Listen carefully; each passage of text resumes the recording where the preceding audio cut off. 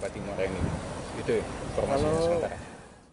Ditemui di rumah pribadi sang Bupati Muara Enim, Naufal, salah satu anak dari Bupati Muara Enim, jelas ke sama awak media kalau abahnya waktu itu tidak terkena OTT oleh KPK. Saat itu abahnya lagi mimpin proses rapat di kantor Bupati Muara Enim. Dijelaskan juga oleh Naufal pada waktu itu tidak ditemukan sejumlah barang bukti berupa duit maupun lainnya.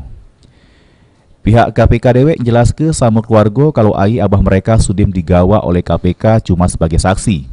Biasa rapat rutin hari Senin kita biasanya ya rapat sama staf-stafnya hari Senin. Staf ya? Cukup ya? Ada ditemukan barang bukti mungkin waktu itu? Enggak ada.